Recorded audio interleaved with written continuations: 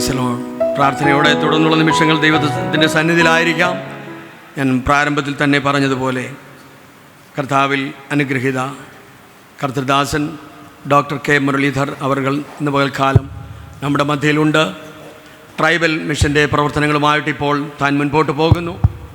തന്നെ ദൈവം ആരംഭകാലം മുതൽ ഇന്നുവരെ ഒരുപോലെ ശക്തമായി കേരളത്തിലും ലോകത്തിൻ്റെ വിവിധ ഭാഗങ്ങളിലും പ്രത്യേകിച്ച് ICPFൻ്റെ പ്രവർത്തനങ്ങളൊക്കെ ആയിട്ട് ആ പ്രാരംഭകാലങ്ങളിലും ഇന്നും ദൈവം ശക്തമായി നിർത്തിക്കൊണ്ടിരിക്കുന്നു. ട്രൈബൽ മിഷനിൽ നേതൃത്വം കൊടുത്തുകൊണ്ടിരിക്കുന്നു. തുടർന്ന് കർത്താവിൻ്റെ ദാസൻ ഡോക്ടർ മുരളീധർ.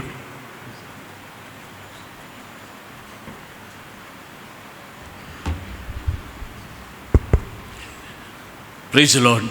ദൈവനാമത്തിന് മഹത്വം ഉണ്ടാകട്ടെ. അനേക വർഷങ്ങൾക്ക് ശേഷം ഈ സഭയിൽ ഒരു പ്രാവശ്യം കൂടെ വരാൻ ദൈവം ഇടയാക്കി. പാസ്റ്റർ KC അലക്സാണ്ടർ സാർ എന്ന സമയത്താണ് ഒരിക്കൽ വന്നത്. 1966 രക്ഷിക്കപ്പെട്ടു. ഇന്ന് ഏകദേശം 60 വർഷം കഴിയാൻ കർത്താവായ യേശു ക്രിസ്തുവിൻ്റെ ഒരു ദാസനായിരിക്കുന്നു. 1980 ICPF എന്ന് പറയുന്ന സ്ഥാപനത്തിൽ കൂടെയാണ് ICPF പ്രവർത്തനം തുടങ്ങും. അതിൻ്റെ ആരംഭകാലം തൊട്ട് ഇന്ന് വരെ പ്രവർത്തിച്ചുകൊണ്ടിരിക്കുന്നു. ലോകത്തിൽ 22 രാജ്യങ്ങളിൽ പടർന്നു പിടിച്ചു. കേരളത്തിൽ തുടങ്ങിയ ഒരു ചെറിയ സ്ഥാപനം ഇന്ന് ലോകവ്യാപകമായി പടർന്നു.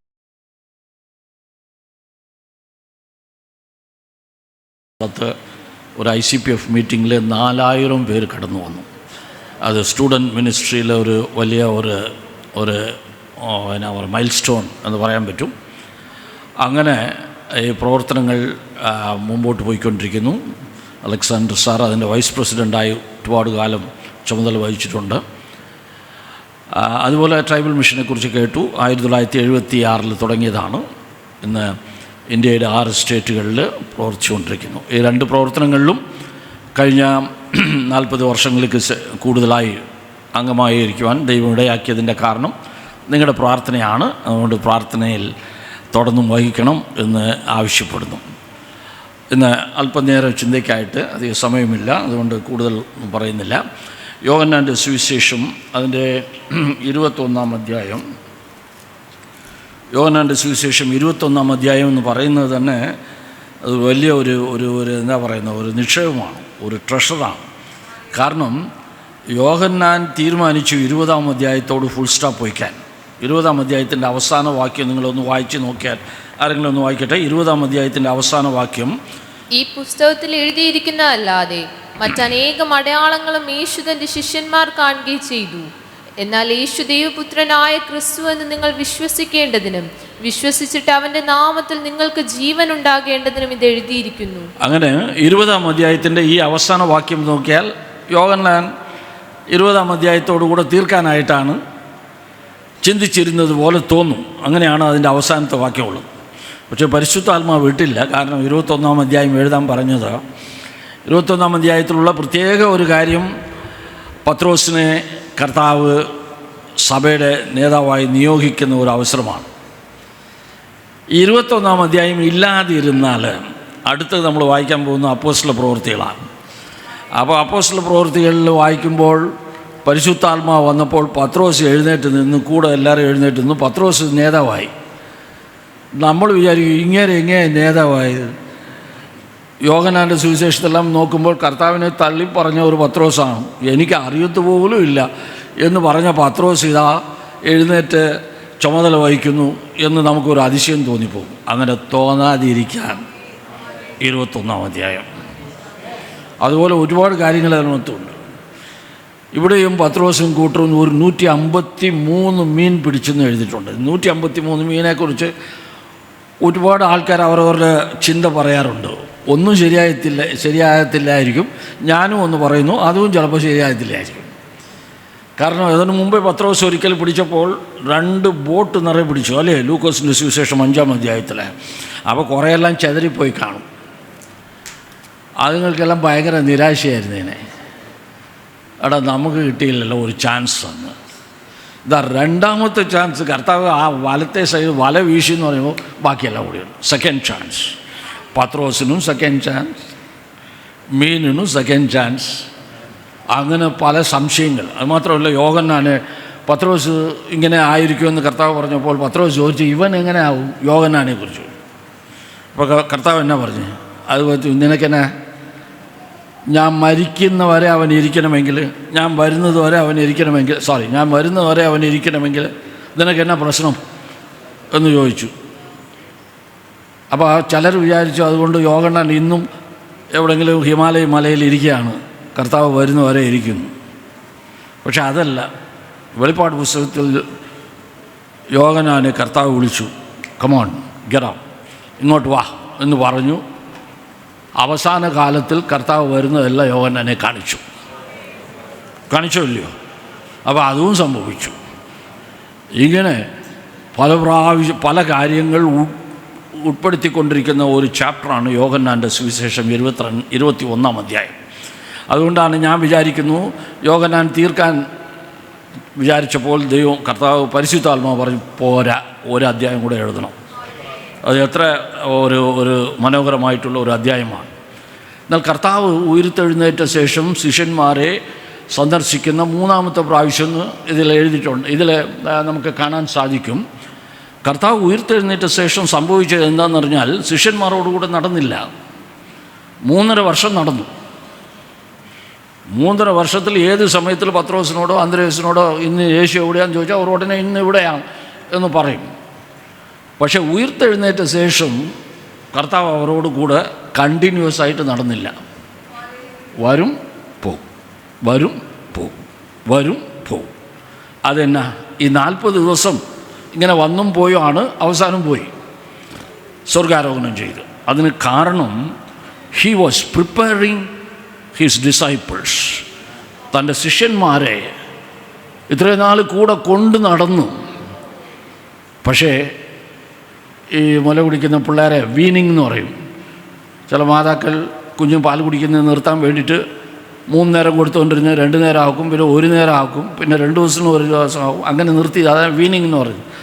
അതുപോലെ കർത്താവ് ഇങ്ങനെ വന്നും പോയും ഇരിക്കുമ്പോൾ ഒരു കാര്യം മനസ്സിലാക്കി കൊടുത്തു. കാരണം ആദ്യത്തെ ദിവസം, ഉയർത്തെഴുന്നേറ്റ ദിവസം വൈകുന്നേരം ശിഷ്യന്മാരെല്ലാം കൂടിയിരുന്നപ്പോൾ കർത്താവ് അവരോട് വന്നു. അപ്പോൾ ആരില്ല? തോമാസ് ഇല്ല. തോമാസിനോട് മറ്റവർ പറഞ്ഞപ്പോൾ തോമാസ് എന്നെ പറഞ്ഞേ, അതൊന്നും ഞാൻ വിശ്വസിക്കത്തില്ല.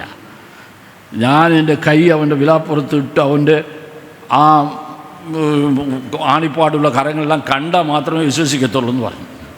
അടുത്ത ആഴ്ച കർത്താവ് വന്നുകൊണ്ട് ആദ്യം തോമാസിനെ വിളിച്ച്, ഇവിടെ വന്നിട്ടേ. തോമാസ് അന്തം വിട്ടുപോയി. അന്ന് കർത്താവ് അവിടെ ഇല്ല, പക്ഷേ കർത്താവ് മൊത്തം കേട്ട്. ഒരു ഫുൾ സ്റ്റോപ്പ് കമോ ഇല്ലാതെ എല്ലാം കേട്ടു. അപ്പോൾ കർത്താവ് പറഞ്ഞു കൊടുത്തത് എന്നാണെന്നറിയാമോ ശിഷ്യന്മാർക്ക്? നിങ്ങൾ ഒരു കാര്യം മനസ്സിലാക്കണം, ഞാൻ ഇല്ലെങ്കിലും നിങ്ങളുടെ കൂടെ ഉണ്ട്. അത് ശിഷ്യന്മാരെ പഠിപ്പിക്കാനും കൂടെയാണ്. അതുകൊണ്ട് വന്നും പോയും ഇരുന്നാലും ഞാൻ എവിടെയും പോയിട്ടില്ല, ഞാൻ നിങ്ങളുടെ കൂടെ ലോകത്തിൻ്റെ അവസാനത്തോളം നിങ്ങളോട് കൂടെ ഉണ്ട് എന്ന് കർത്താവ് പഠിപ്പിച്ചാണ്. അങ്ങനെ ഒരു ട്രെയിനിങ് കൂടെയാണ് ഈ പോസ്റ്റ് റിസറക്ഷൻ അപ്പിയറൻസസ്, കർത്താവ് ഉയർത്തെഴുന്നേറ്റ ശേഷം ഉണ്ടായ അപ്പിയറൻസ്. അങ്ങനെ അതിൽ ഒരു അപ്പിയറൻസാണ് കർത്താവ് ഈ 3-ാമത്തെ പ്രാവശ്യം ഈ തിബേരിയ കടലിൻ്റെ അടുത്ത്, ബെരിയ കടൽ എന്ന് പറയുന്നതും ഗദരനെ കടൽ എന്ന് പറയുന്നതെല്ലാം ഒന്ന് തന്നെ. അവിടെ കാരണം കർത്താവ് ഇവരോട് പറഞ്ഞു, ഗലീലയ്ക്ക് പോയി ഞാൻ അവിടെ വന്ന് നിങ്ങളെ കാണാമെന്ന്. അങ്ങനെ ഗലീലയിൽ കാത്തിരിക്കുകയാണ്. കാലത്തെ തൊട്ട് കാത്തിരിക്കുന്നു. രാത്രിയായി, വന്നില്ല.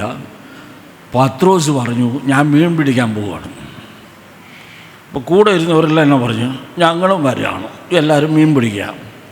അതിനെക്കുറിച്ച് നമ്മുടെ ആൾക്കാർ വിമർശിക്കുന്ന സാധാരണ പത്രോസ് പിന്മാറിപ്പോയിരുന്നു. പത്രോസ് പിന്നെയും മീൻ പിടിക്കാൻ പോയി. ആദ്യം കർത്താവ് പറഞ്ഞു, ഇതിനെ മനുഷ്യരെ പിടിക്കാനാക്കും എന്ന് പറഞ്ഞല്ലോ. പിന്നെയും മീൻ പിടിക്കാൻ പോയെന്ന് പറഞ്ഞാൽ പത്രോസ് പിന്മാറിപ്പോയി എന്ന് പലരും പ്രസംഗിക്കുന്നത് കേട്ടിട്ടുണ്ട്. പക്ഷേ ഞാൻ അങ്ങനെ വിചാരിക്കുന്നില്ല. കാരണം കർത്താവിന് വേണ്ടി കാത്തിരുന്ന സമയത്ത് ഒന്നും ചെയ്യാതെ മടിയനായിരിക്കണമെന്ന് ഒരു കാര്യവുമില്ല. ഇന്ന് പല വിശ്വാസികൾ ചിലപ്പോൾ പറയാറുണ്ട്, എന്നാ ചെയ്തിട്ട് എന്നാ, കർത്താവ് വരാൻ പോകുന്നു. കർത്താവ് വരും, നമ്മൾ വിചാരിച്ചിട്ടല്ല കർത്താവ് വരുന്നു. കർത്താവിന് ഒരു ഷെഡ്യൂൾ ടൈമുണ്ട്, വരും. അതുവരെ മടിയനായിരിക്കാനല്ല കർത്താവ് ആഗ്രഹിക്കുന്നത്. നമ്മളെ ഏൽപ്പിച്ച ശുശ്രൂഷ വിശ്വസ്തയോട് ചെയ്തുകൊണ്ട് പത്രോസ് ഇനി കർത്താവും വരത്തില്ല ഒന്നും വരത്തില്ല എന്ന് പറഞ്ഞിട്ടല്ല പോയത്. ചുമ്മാ ഇരിക്കുന്നു, മീൻ പിടിക്കാൻ രാത്രിയാണ്. പിന്നെ പകലെല്ലാം മീൻ പിടിക്കാത്തെന്ന് വെച്ചാൽ ഒരു മുക്കുവനും പകലിൽ പിടിക്കത്തില്ല, രാത്രിയെ മീൻ വരത്തുള്ളൂ, രാത്രിയെ പിടിക്കത്തുള്ളൂ. അങ്ങനെ രാത്രിയിലാണ് പോയത് കൊണ്ട് പത്രോസിനെ കുറിച്ചും അങ്ങനെ ചിന്തിക്കരുത്. ഇങ്ങനെ പല വിഷയങ്ങൾ അതിനകത്ത് കിടന്നാലും സമയ ചുരുക്കത്തിനുണ്ട് ഒരേ ഒരു കാര്യം, അന്ന് നടന്ന സംഭവത്തിൽ ഒരു കാര്യമാണ്. അതിൻ്റെ 12-ാം വാക്യം നിങ്ങൾ വായിച്ചു കഴിഞ്ഞാൽ, യോഹന്നാന്റെ സുവിശേഷം 21-ാം അധ്യായത്തിൻ്റെ 12-ാം വാക്യം. യേശു അവരോട്, വന്ന് പ്രാതൽ കഴിച്ചുകൊള്ളുവിൻ എന്ന് പറഞ്ഞു. കർത്താവാകുന്നു എന്ന് അറിഞ്ഞിട്ട് ശിഷ്യന്മാരിൽ ഒരുത്തനും നീ ആരെന്ന് അവനോട് ചോദിപ്പാൻ തുനിഞ്ഞില്ല. ഏതാ വായിക്കുന്നത്? 21-ാം അധ്യായത്തിൻ്റെ 12-ാം വാക്യം. യേശു അവരോട് വന്ന് പ്രാതൽ കഴിച്ചുകൊള്ളുവിൻ എന്ന് പറഞ്ഞു. കുറച്ച് നേരം കഴിയുമ്പോൾ പാസ്റ്റർ നിങ്ങളെ വന്ന് തിരുവത്താഴം എടുത്തോളൂ എന്ന് പറയും. തിരുവത്താഴം എന്ന് വെച്ചാൽ രാത്രി കഴിക്കുന്ന അല്ലേ, സപ്പർ, ലോർഡ്സ് സപ്പർ എന്ന് പറഞ്ഞ് കർത്താവ് വന്ന് രാത്രിയാണ് തൻ്റെ ശിഷ്യന്മാരോട് തിരുവത്താഴം കഴിച്ചത്. വളരെ ശ്രേഷ്ഠമായിട്ടുള്ള ഒരു കാര്യമാണ്. അതുകൊണ്ട് നമ്മൾ രാത്രി തന്നെ കഴിക്കണമെന്നൊന്നുമില്ല. എന്നെ ഓർമ്മിക്കുമ്പോഴെല്ലാം ഇത് ചെയ്യുവിനെന്ന് കർത്താവ് കൊടുത്തിട്ടുണ്ട്. പക്ഷേ നമ്മൾ സാധാരണമായിട്ട് ചെയ്യാറുണ്ട്. തിരുവത്താഴം അറിയും, കർത്താവ് വിളിക്കുന്നു, കർത്താവ് തിരുവത്താഴം. പക്ഷേ ഈ ഒരു സമയത്താണ് കർത്താവ് പറഞ്ഞിരിക്കുന്നത്, come and have a breakfast. ഇംഗ്ലീഷിൽ അങ്ങനെയാണ് എഴുതിയിരിക്കുന്നത്. 21-ാം അധ്യായം 12-ാം വാക്യത്തിൽ കർത്താവ് ശിഷ്യന്മാരെ നോക്കി, he said unto him, Jesus said to them, come and have a breakfast. വന്ന് ഒരു ബ്രേക്ക്ഫാസ്റ്റ് കഴിക്കാൻ. അപ്പോൾ നിങ്ങളെല്ലാം ഇന്ന് ഉപവാസമാണ്, ഇതുവരെ ബ്രേക്ക്ഫാസ്റ്റ് കഴിച്ചില്ലെന്നാണ് ഞാൻ വിശ്വസിക്കുന്നത്. എന്നാൽ കർത്താവ് നിങ്ങൾക്ക് രാത്രി സപ്പർ കൊടുക്കുന്നതിന് മുമ്പ് ഒരു ബ്രേക്ക്ഫാസ്റ്റും കൊടുക്കണം. ഈ ലോർഡ്സ് സപ്പർ എന്ന് പറയുമ്പോൾ വളരെ പ്രധാനപ്പെട്ട ഒരു കാര്യമാണ്, നമുക്കറിയാം. കാരണം കർത്താവ് നമുക്കറിയാം, ഇതിനകത്ത് അപ്പം എന്ന് പറയുമ്പോൾ കർത്താവ് പറഞ്ഞു കൊടുത്തു, വാങ്ങി ഭക്ഷിപ്പിൻ, ഇത് നിങ്ങൾക്ക് വേണ്ടി തകർക്കപ്പെട്ട എൻ്റെ ശരീരം എന്ന് പറഞ്ഞ് അപ്പം എടുത്ത് നുറുക്കി ശിഷ്യന്മാർക്ക് കൊടുത്തു. അതുപോലെ തന്നെ അവൻ പാനപാത്രം എടുത്ത്, ഇത് നിങ്ങൾക്ക് വേണ്ടി ചൊരിഞ്ഞ പുതിയ നിയമത്തിൽ ഒരു ഉടമ്പടിയാണ്, വാങ്ങി പാനം ചെയ്യുവിൻ എന്ന് പറഞ്ഞു. അപ്പോൾ നമുക്ക് വേണ്ടി തൻ്റെ ശരീരം നുറുക്കി കൊടുത്തു, തൻ്റെ രക്തം ഒഴിച്ചു കൊടുത്തു. അത് മുഖാന്തരമാണ് നമ്മുടെ പാപങ്ങൾക്ക് ഒരു പരിഹാരം ലഭിച്ചത്. വാങ്ങി ഭക്ഷിക്കുമ്പോൾ എന്ന് പറയുമ്പോൾ വിശ്വസിക്കുന്നവനവനോ അവന് നിത്യജീവനുണ്ട്.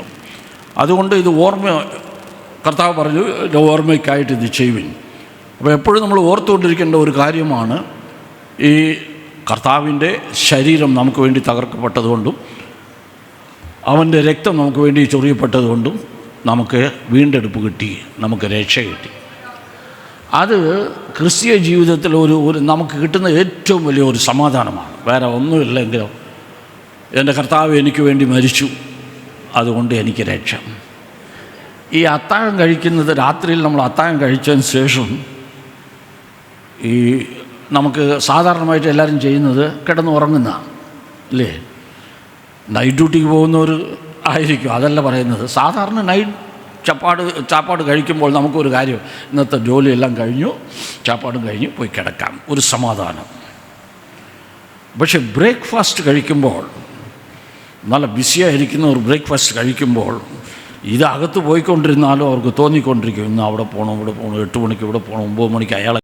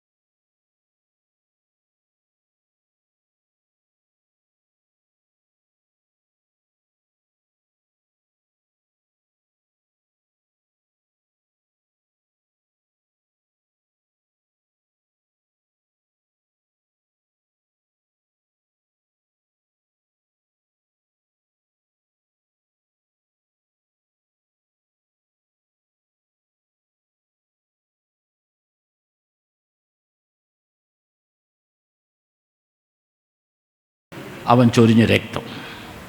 പക്ഷേ ഇവിടെ കർത്താവ് അപ്പം കൊടുക്കുമ്പോൾ തൻ്റെ ശരീരമല്ല, അത് ഓൾറെഡി ഡൺ. പക്ഷേ അപ്പം എന്ന് പറയുന്നത് നമുക്കറിയാം, it's A word of God, ദൈവത്തിൻ്റെ വചനം. ഒരു ശിഷ്യനാകുവാൻ ദൈവം ആഗ്രഹിക്കുമ്പോൾ വേറെ ഒന്നുമില്ല. ഇപ്പോൾ ഏതെങ്കിലും മിഷൻ ഓർഗനൈസേഷനിൽ വർക്ക് ചെയ്യണമെന്ന് പറഞ്ഞു കഴിഞ്ഞാൽ അവർ ആദ്യം പറഞ്ഞു ഏത് ബൈബിൾ കോളേജ് പഠിച്ചു, ആര് നിന്നെ പഠിപ്പിച്ചു, ബൈബിൾ അറിയാമോ, അല്ലെങ്കിൽ ഡിഗ്രി ഉണ്ടോ, BTH ഉണ്ടോ, CTH ഉണ്ടോ എന്നുള്ളത്. കർത്താവ് പറയുന്നു ഒരു ശിഷ്യനാകണമെങ്കിൽ ആദ്യം വേണ്ടത് ദൈവത്തിൻ്റെ വചനം നീ ഉൾക്കൊള്ളണം. That is the only thing, that is your weapon. അതാണ് ഒരു ശിഷ്യന് ആവശ്യമുള്ള ഒരു കാര്യം. അതുകൊണ്ടാണ് തിരുവത്താഴത്തിൽ അപ്പം എടുത്ത് നുറുക്കി കൊടുത്തു, അതൊക്കെ വേണ്ടി തകർക്കപ്പെട്ട ശരീരം. പക്ഷേ ഇവിടെ അപ്പം നുറുക്കിയില്ല. ഒന്ന് വായിച്ചു നോക്കിയാൽ അപ്പം അവർക്ക് കൊടുത്തു. അപ്പോൾ അതുകൊണ്ട് ഇത് ശരീരത്തല്ലേ കാണിക്കുന്നത്, ദൈവത്തിൻ്റെ വചനം. ആ ദൈവത്തിൻ്റെ വചനത്തിൻ്റെ പൂർണ്ണത അവിടാണ് മനസ്സിലാക്കുക. നമുക്ക് ഇഷ്ടം പോലെ നമ്മുടെ ആവശ്യത്തിന് പോലെ നുറുക്കിയെടുക്കാനല്ല. This is God's word. ഇത് ദൈവത്തിൻ്റെ വചനമാണ്. അതാണ് ഒരു ശിഷ്യന് ആവശ്യമുള്ളത്. നിൻ്റെ ഇഷ്ടം പോലെ നുറുക്കാനല്ല. This is God's word in its fullness. എന്നാൽ ദൈവത്തിൻ്റെ വചനം എന്ന് പറയുന്നത് ഒരു ശിഷ്യന് ആവശ്യം, അല്ലെങ്കിൽ ദൈവത്തെ അനുഗമിക്കുന്നവർക്ക് വളരെ ആവശ്യം എന്തെന്ന് പറഞ്ഞാൽ, കാരണം ഈ ദൈവത്തെ എന്തുകൊണ്ടാണ് പലരും ദൈവവചനം വായിക്കുന്നു എന്ന് ചോദിച്ചു കഴിഞ്ഞാൽ, കുറച്ച് പഠിച്ചിരുന്നാൽ നല്ലതല്ലേ, 10 വാക്യം അറിഞ്ഞിരുന്നാൽ നല്ലതല്ലേ. പിള്ളേരോടെല്ലാം എന്തിനാണ് പഠിക്കുന്നതെന്ന് പറഞ്ഞാൽ, ഒരു ഏതെങ്കിലും ഒരു ദിവസം ഒരു മത്സരം വരും, എത്ര വാക്യം പഠിച്ചോ അതിനനുസരിച്ച് ഒരു സമ്മാനം കിട്ടും എന്ന് പറയുന്നു. പ്രാസംഗിമാർ കുറേ പഠിച്ചിരുന്നാൽ കുറേ പ്രസംഗങ്ങൾ ഉണ്ടാക്കാം എന്നെല്ലാം പറയാറുണ്ട്. ചിലർക്കെല്ലാം ചില വചനങ്ങൾ അറിഞ്ഞിരിക്കുന്നത് തന്നെ അവർക്ക് വലിയ കാര്യമാണ്. എനിക്ക് 50 വചനം അറിയാം, 100 വചനം അറിയാമെന്നെല്ലാം പറയാറുണ്ട്. അതുപോലെ പല കാര്യം പലർക്കെല്ലാം ഈ ദൈവത്തിൻ്റെ വചനത്തിൽ ചിലതെല്ലാം അവർ ഫിൽട്ടർ ചെയ്ത് വാഗ്ദത്വം നിന്നെ അനുഗ്രഹിക്കുമെന്ന് പറയുന്നത് മാത്രമേ കേൾക്കത്തുള്ളൂ. ജോലിക്ക് പോകുമെന്ന് പറഞ്ഞാൽ അത് കേൾക്കത്തില്ല. അതുപോലെ അവർക്ക് ഇഷ്ടമുള്ളത് മാത്രം എടുക്കും. അങ്ങനെയെല്ലാം എടുക്കാനല്ല. ദൈവവചനത്തിൻ്റെ പ്രധാന ഉദ്ദേശം എന്താണെന്ന് പറഞ്ഞാൽ ദൈവത്തെ അറിയാൻ വേണ്ടിയിട്ടാണ്. Not to know the word of God. ദൈവത്തിൻ്റെ വചനം അറിയാനല്ല, இந்த വചനത്തിൻ്റെ ദൈവത്തെ അറിയാൻ. To know the God of this word. എത്രമാത്രം ഈ വചനം നമ്മുടെ ഉള്ളിലിരിക്കുന്നോ അത്രമാത്രമാണ് ദൈവത്തെക്കുറിച്ച് അറിയുന്നത്. എന്തുകൊണ്ട് ദൈവത്തെ അറിയണം? ദൈവത്തെ അറിയുന്നതാണ്, ദൈവഹിതം അറിയുന്നതാണ് നമ്മുടെ ക്രിസ്തീയ ജീവിതത്തിൻ്റെ ഒരു ലാമ്പ് പോസ്റ്റ് പോലെ.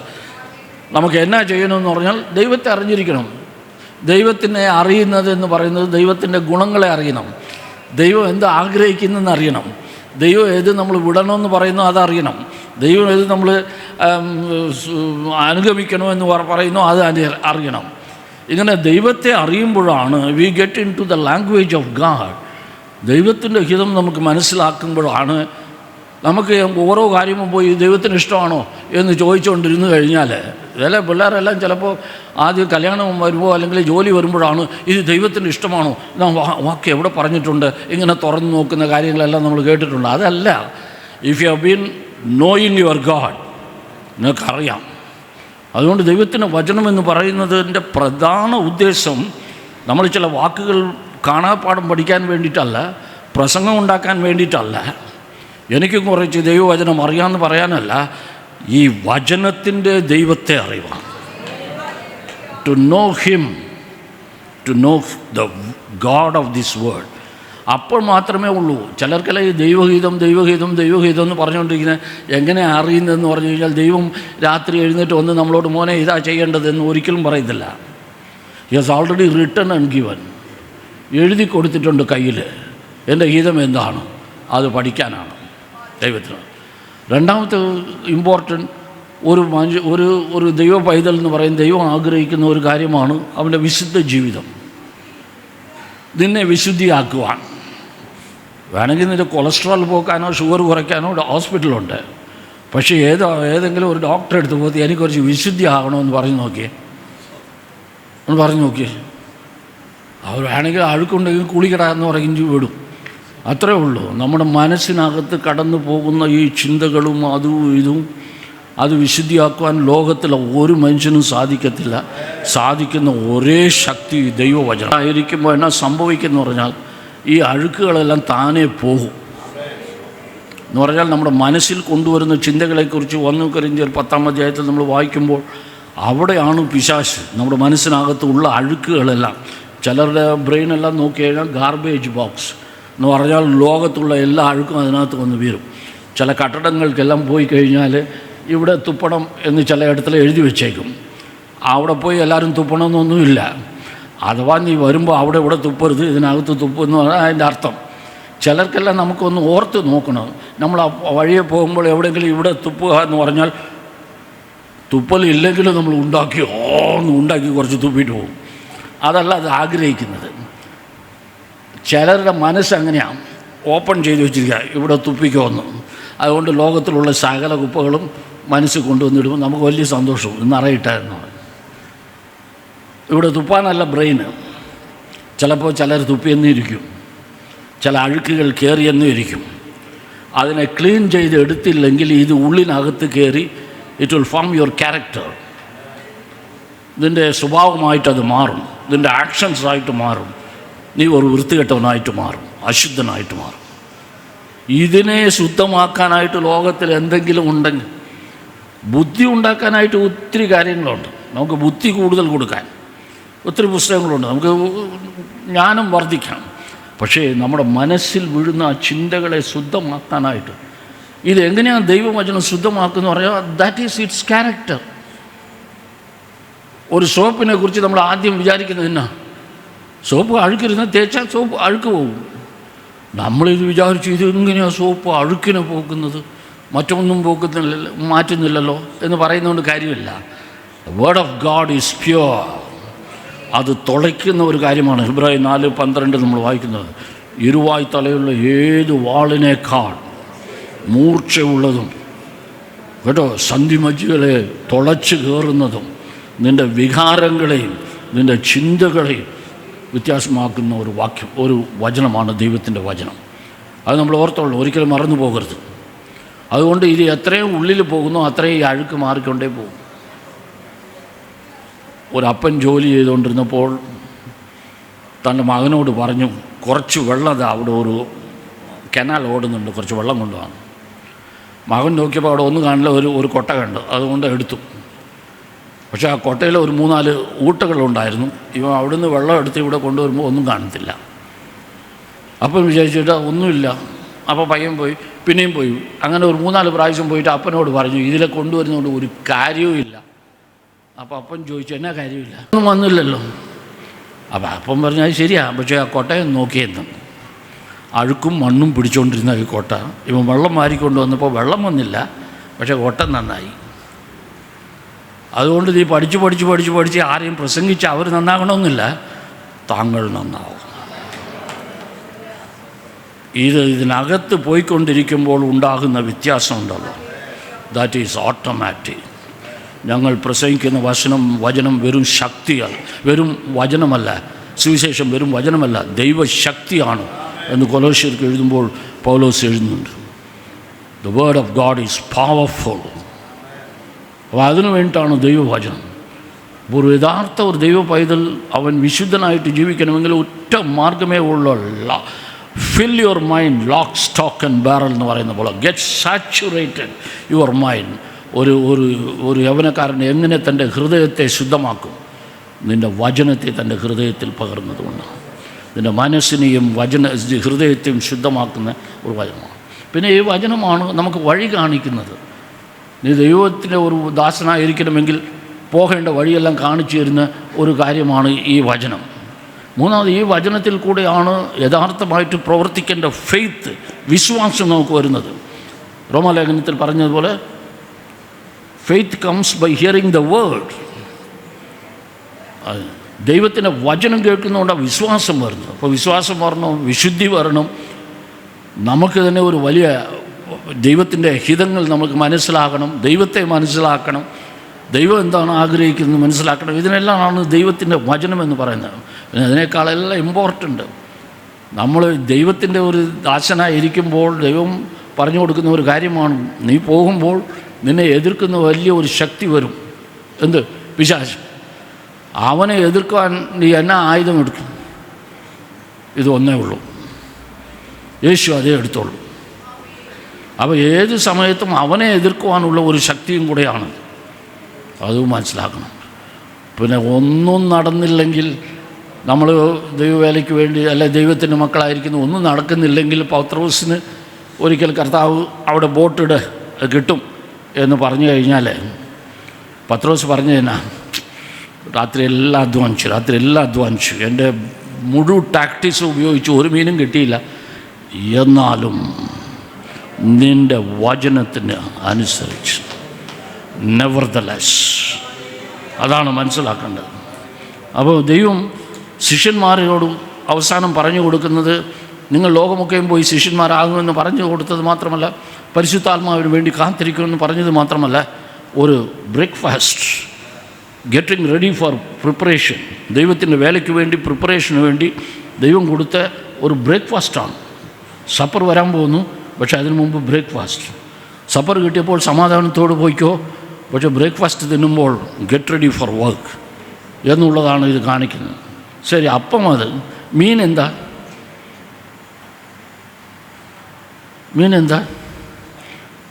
കർത്താവ് പത്രോസിനോട് ആദ്യം പറഞ്ഞ വാക്ക്, ഇനി ഞാൻ നിന്നെ, നീ മീൻ പിടിച്ചുകൊണ്ടിരുന്നു, ഇനി ഞാൻ നിന്നെ മനുഷ്യരെ പിടിക്കുവാനാക്കും എന്നല്ലേ പറഞ്ഞത്. പക്ഷേ ആ ലൂക്കോസിൻ്റെ 5-ാം അധ്യായത്തിൽ നടന്ന ഒരു കാര്യം എന്തെന്നറിയാമോ? പത്രോസ് മീൻ പിടിച്ചില്ല, മീനാണ് പത്രോസിനെ പിടിച്ചത്. എങ്ങനെയാണെന്ന് പറഞ്ഞു കഴിഞ്ഞാൽ, പത്രോസിനോട് ദൈവം പറഞ്ഞു, യേശു പറഞ്ഞു, അവിടെ ഇട്, മീൻ കിട്ടുന്നു. പുള്ളി പിറുപിറുത്ത് കൊണ്ടേ പോയി. രാത്രിയെല്ലാം കഷ്ടം, അറിയാതെ എൻ്റെ ബോട്ടും കൊടുത്തുപോയി, ഇല്ലെങ്കിൽ വീട്ടിൽ കിടന്ന് ഉറങ്ങിയെങ്കിലും ചെയ്തേനെ. ഇപ്പോൾ പോയി എല്ലാവരുടെ മുമ്പിലും വലയിടുമെന്ന് പറയുന്നു.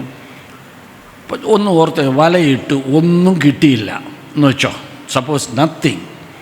പത്രോസ് യേശുവിനോട് വന്ന് പറഞ്ഞേനെ, സാറേ പ്രസംഗമെല്ലാം കൊള്ളായിരുന്നു, പക്ഷെ അതോട് നിർത്തിയേക്കണം. ഇതുപോലെ മീൻ പിടുത്തംകാരനോട് പോയി മീൻ പിടിക്കാനെല്ലാം പറഞ്ഞു കൊടുക്കരുത്, അത് നിങ്ങൾക്കും അബദ്ധം, ഞാനെപ്പോലെ പാവപ്പെട്ടതും കഷ്ടമാണെന്ന് പറയും. അതല്ല പ്രശ്നം.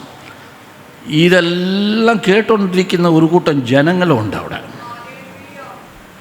അവരെന്നാ വിചാരിക്കും, ഇത്രയും നേരം പ്രസംഗം കേട്ടാൽ ഒരു മശിയയുടെ പ്രസംഗം പോലെ തന്നെ ഉണ്ടായിരുന്നു എന്ന് പറഞ്ഞിട്ട് യേശു പറയുന്നു, മീൻ പിടിച്ചോ? ഒന്നുമില്ല. പത്രോസ്, എല്ലാവരും പ്രസംഗമെല്ലാം മറന്നിട്ട് പാവം പത്രോസ്, അയാളെ പോയി ഇയാൾ വഞ്ചിക്കേണ്ട ആവശ്യമുള്ളൂ, ഇയാൾ ഒരു കപട പ്രവാചകനായിരിക്കും എന്നുള്ള ഒപ്പീനിയനോട് പോകത്തുള്ളൂ. ഇതിൽ നിന്നെല്ലാം യേശുവിനെ രക്ഷിച്ചത് ആരെന്നറിയാമോ? മീൻ കേട്ടു. പത്രോസിനോട് യേശു പറയുന്നത്, അവിടെ ഇരിക്കുന്നു, പിടിച്ചോന്നു. മീൻ അവിടെ ഉണ്ടായിരുന്നു. മീനെല്ലാം യേശുവിൻ്റെ പ്രസംഗം കേൾക്കാൻ വന്നതാണ്, അവിടെ ഉണ്ട്. പക്ഷേ യേശു പറയുന്ന പിടിച്ചോ എന്ന് പറയുമ്പോൾ മീനെല്ലാം എന്നാ വിചാരിക്കും? ഇന്നലെ രാത്രി അവൻ ഇങ്ങോട്ട് വിട്ടപ്പോൾ നമ്മൾ അങ്ങോട്ട് പോയി, അങ്ങോട്ട് വിട്ടപ്പോൾ ഇവനെ വെള്ളം തന്നി കുടിപ്പിച്ചെന്നെല്ലാം പറഞ്ഞിട്ട് ഇപ്പോൾ റെഡി അവൻ്റെ കൈ വീഴാനോ? ഓടറാ, 1 2 3 എല്ലാം ഓടിക്കുമെന്ന് പറഞ്ഞു. എല്ലാ മീനും ഓടിപ്പോയേനെ. പക്ഷെ മീൻ പറഞ്ഞു, നോ,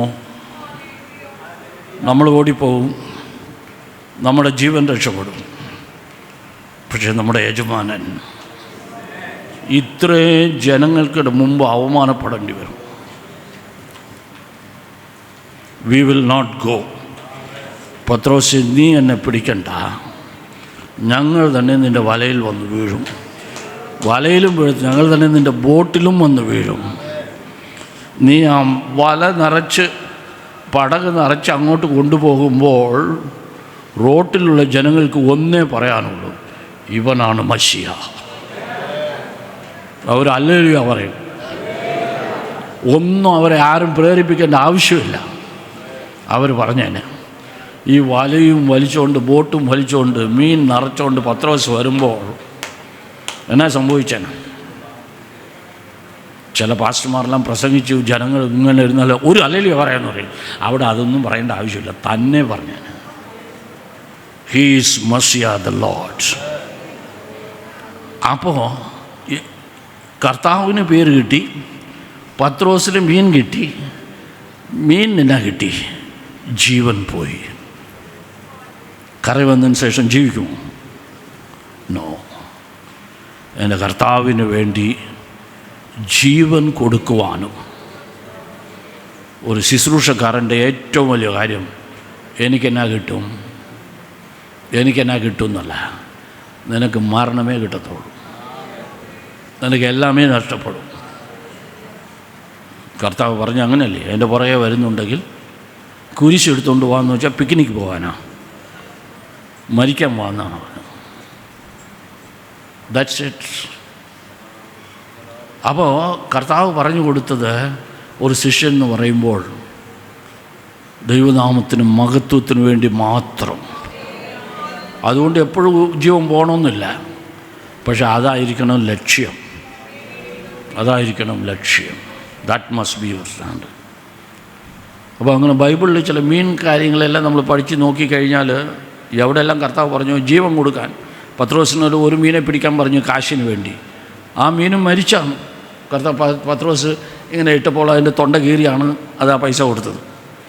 അങ്ങനെ നോക്കിക്കഴിഞ്ഞാൽ പറയാൻ വന്നത് the embodiment of all leadership qualities മനുഷ്യനിലല്ല ദൈവം കാണുന്നത്, ഒരു മീനിലാണ് ദൈവം കാണുന്നത്. അപ്പോൾ ആ മീനിൻ്റെ ആ സ്വഭാവം പോലെ ഉള്ള ഒരു കാര്യത്തിന് റെഡിയാണോ? റെഡിയാണെങ്കിൽ ഇതാ കർത്താവ് നിന്നെ നിയോഗിക്കുകയാണ്. പത്രോസിനോട് ചോദിച്ചു, സ്നേഹിക്കുന്നു? പത്രോസ് പറഞ്ഞു, സ്നേഹിക്കുന്നു, നിനക്കറിയാമല്ലോ സ്നേഹിക്കുന്നു.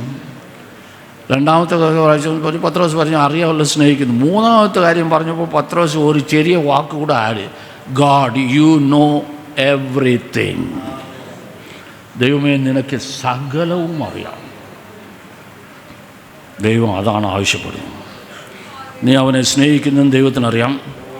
എല്ലാ ഞായറാഴ്ചയും പള്ളിക്ക് വരുന്നെന്നും അറിയാം. സ്തോത്രകാഴ്ചയിൽ പൈസ ഇടുന്നെന്നും അറിയാം. ശബ്ദമായിട്ട് ഹല്ലേലൂയ പറയുന്നെന്നും അറിയാം. തിരുവത്താഴത്തിൽ പങ്കെടുക്കുന്നെന്നും അറിയാം. പക്ഷേ ഇത് മാത്രമല്ല ദൈവം അറിയുന്നത്, സകലത്തെയും അറിയുന്ന ഒരു ദൈവം. എന്നും ഒരു മനുഷ്യന് യഥാർത്ഥമായിട്ട് ഞാൻ ചെയ്യുന്നത് സകലവും ദൈവം കണ്ടുകൊണ്ടിരിക്കുന്നു, അവൻ അറിയുന്നു എന്ന് വിചാരിക്കുന്നു, അന്ന് അവൻ്റെ ജീവിതത്തിൽ ഒരു ട്രാൻസ്ഫോർമേഷൻ. ഇത് മറ്റവരെ കാണിക്കാം. എന്തൊരു നല്ല വിശ്വാസിയാണ്, ഒരു ഞായറാഴ്ച മുടങ്ങത്തില്ല, എന്ത് പാസ്റ്റർ ചോദിച്ചാലും ഉടനെ കൊടുക്കും, മിഷന് വേണ്ടി എന്തെല്ലാം കൊടുക്കുന്നു. ഇതെല്ലാം പാസ്റ്ററും അറിയും, കൂടെ ഇരിക്കുന്നവരും അറിയും, പക്ഷെ ദൈവവും അറിയും. പക്ഷേ ദൈവത്തിന് അതിനപ്പുറവും അറിയാം. He nose everything. ഒരു മനുഷ്യൻ എൻ്റെ കൊറോണ സമയത്ത് ചില പാസ്റ്റർമാർ എൻ്റെ അടുത്ത് വന്ന് പറഞ്ഞു, കൊറോണ വന്നതിൽ ആരും ചർച്ചിനും വരുന്നില്ല, ഒത്തിരി പേര് പിന്മാറിപ്പോയി. ഞാൻ പറഞ്ഞു, കൊറോണ അല്ല, അതിൻ്റെ അപ്പൂപ്പൻ വന്നാലും പിന്മാറാതെ ഇരിക്കണമെങ്കിൽ പാസ്റ്റർ നിങ്ങൾ ഒരു കാര്യം ചെയ്യണം. നിങ്ങളുടെ വിശ്വാസികൾക്ക് ഒരു കാര്യം മനസ്സിലാക്കിയിരിക്കണം, അവൻ്റെ ഹൃദയത്തിനകത്ത് അത് എഴുതിയിരിക്കണം, നീ കർത്താവിനെ വിട്ടുപോയാൽ നരകമാണ്. ഇത് അറിഞ്ഞു കഴിഞ്ഞാൽ, അത് അവൻ വിശ്വസിച്ച് കഴിഞ്ഞാൽ, കൊറോണ പോയാലും കൊറോണ വന്നാലും എന്ത് വന്നാലും അവൻ പിന്മാറത്തില്ല. കാരണം ഇന്ന് വന്ന് ഈ സഭയ്ക്ക് വന്നാൽ ഇത് കിട്ടും, ആ സഭയ്ക്ക് പോകണം അതിനേക്കാൾ കൂടുതൽ കിട്ടുമെന്ന് പറഞ്ഞാൽ പോകുന്നത് കൊണ്ടാണ്, അതിനെ പഠിപ്പിക്കുന്നത് കൊണ്ടാണ്. ദൈവം നൽകും നൽകും നൽകും നൽകും, കൈ നീട്ടിക്കോ പിടിച്ചോ എന്ന് പറഞ്ഞുകൊണ്ടിരിക്കുന്നതുകൊണ്ടാണ് കിട്ടാത്തപ്പോൾ എന്നാൽ അവിടെ പോയി നോക്കാം എന്ന് പോകുന്നത്, അല്ലെങ്കിൽ ഇതെല്ലാം കളിപ്പിരാന്ന് പറഞ്ഞിട്ട് പോകുന്നത്.